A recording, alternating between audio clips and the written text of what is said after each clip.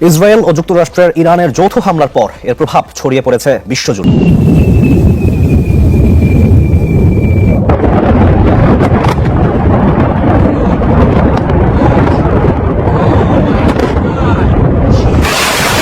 যুক্তরাষ্ট্র ও ইসরায়েলের যৌথ হামলায় ইরানের সর্বোচ্চ ধর্মীয় নেতা আয়াতুল্লাহ খামেনি নিহত হয়েছেন। ইরানের মাটিতে হামলা করে যেন নিজের পায়ে নিজেই কুড়াল মারল যুক্তরাষ্ট্র।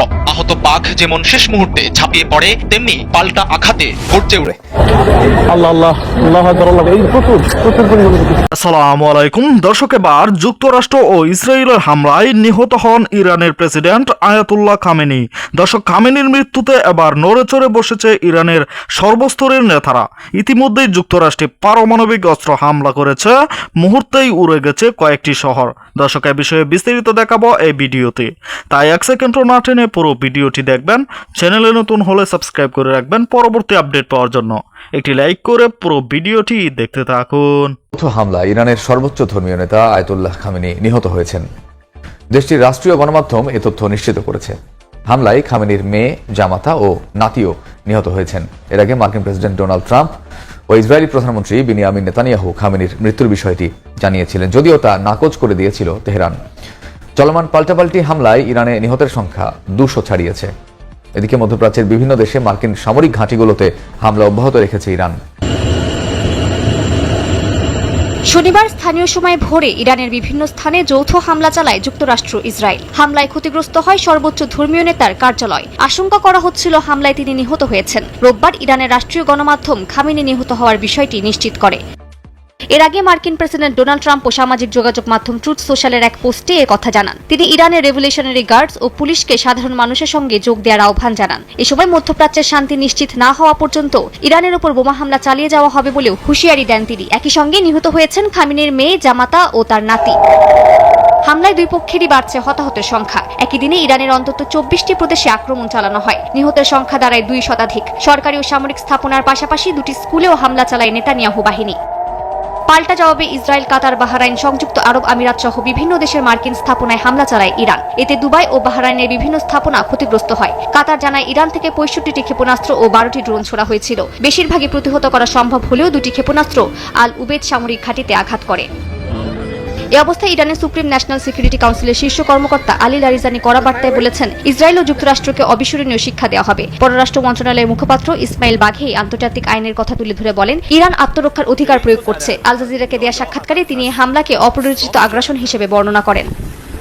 জাতিসংঘ নিরাপত্তা পরিষদের জরুরি বৈঠকে ইরানের রাষ্ট্রদূত বলেন, চলমান পারমাণবিক আলোচনা চলাকালে হামলা হয়েছে। তবে যুক্তরাষ্ট্র ও ইসরায়েলের প্রতিনিধিরা দাবি করেন, আলোচনা কার্যত শেষ পর্যায়ে পৌঁছেছিল এবং এগিয়ে নেওয়ার মতো কোনো ভিত্তি আর ছিল না। ইরানের মাটিতে হামলা করে যেন নিজের পায়ে নিজেই কুড়াল মারল যুক্তরাষ্ট্র। আহত বাঘ যেমন শেষ মুহূর্তে ঝাঁপিয়ে পড়ে, তেমনি পাল্টা আঘাতে গর্জে উঠেছে তেহরান। হামলার জবাবে মধ্যপ্রাচ্যে থাকা মার্কিন ঘাঁটিগুলোকে টার্গেট করেছে ইরান। ইতোমধ্যেই ড্রোন ও ক্ষেপণাস্ত্র ছুড়ে সৌদি, কাতার সহ মধ্যপ্রাচ্যের 5 দেশে থাকা মার্কিন ঘাঁটিতে ভয়াবহ হামলা চালানো হয়েছে।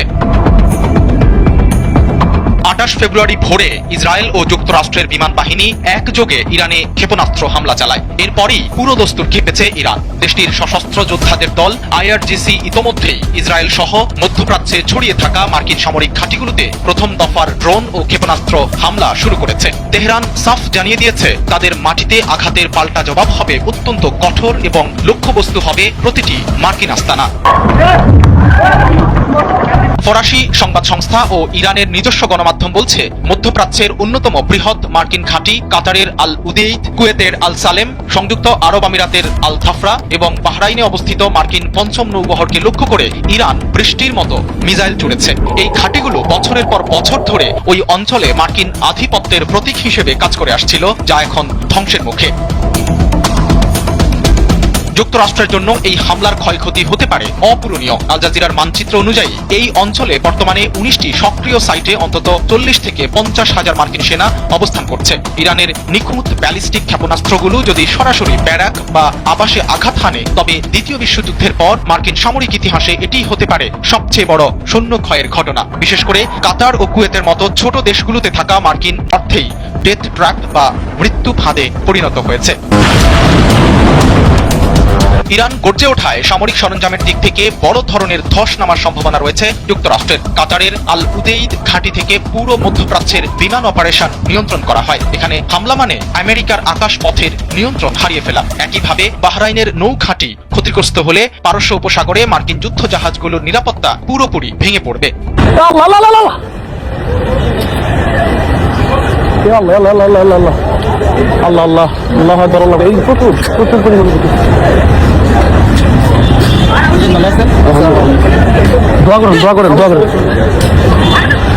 আমরা মানে এই মুহূর্তে এটা হচ্ছে কাতারের মানে মাইজার এরিয়া, মাইজারের কাছাকাছি পুরো এত পরিমাণ মিসাইল এই মুহূর্তে আমি সবচেয়ে বেশি মিসাইল দেখতে পাচ্ছি।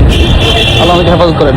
মানে এটা তবে এটাকে মানে ফেরানো হচ্ছে আর কি। এটা খুব সবাই দোয়া করেন। আল্লাহ আরো প্রচুর মিসাইল এই এলাকায় চলে আসছে। আল্লাহ আল্লাহ আকবার, আল্লাহ আকবার। প্রচুর মানুষ বের হয়ে গেছে, মানুষ যারা ভিডিও ছিল অনেক মানুষ বের হয়ে গেছে, সব ফুটতেছে এখন। আল্লাহ আকবার, এখন অনেক মিসাইল উপর মানে ফুটবে আর কি। আল্লাহ আকবার, হাজার হাজার মানুষ বাইরে বের হয়ে গেছে। এখনো দেখা যাচ্ছে অনেক মিসাইল উপরে মানে উপরে। আল্লাহ আকবার, আল্লাহ আকবার। সবাই দোয়া করবেন, আল্লাহ আমাদেরকে হেফাজত করে। প্রিয় দর্শক, আপনারা জানেন বর্তমানে ইরান ও যুক্তরাষ্ট্রে ভয়াবহ যুদ্ধ শুরু হয়েছে। গত কয়েকদিন যাবৎ ধরে একের পর এক হুমকি দিয়ে আসছে যুক্তরাষ্ট্র ইরানের প্রেসিডেন্ট আয়াতুল্লাহ খামেনিকে। তারা বারবার বলছে যে আয়াতুল্লাহ খামেনি যদি তাদের কথা না মানে তাহলে তাকে হত্যা করা হবে। অবশেষে তারা সেটাই করেছে। দর্শক, এই ভিডিওতে যে তথ্যগুলো আপনারা পেয়েছেন এ বিষয়ে আপনাদের কি মতামত তা অবশ্যই আমাদের কমেন্ট করে জানাবেন এবং পরবর্তী আপডেট ভিডিওগুলো সবার আগে পেতে চ্যানেলটিকে এখনই সাবস্ক্রাইব করে রাখুন। এই মুহূর্তে বিদায় নিচ্ছি, দেখা হবে নতুন কোনো ভিডিওতে। সে পর্যন্ত ভালো থাকুন, সুস্থ থাকুন। আসসালামু আলাইকুম।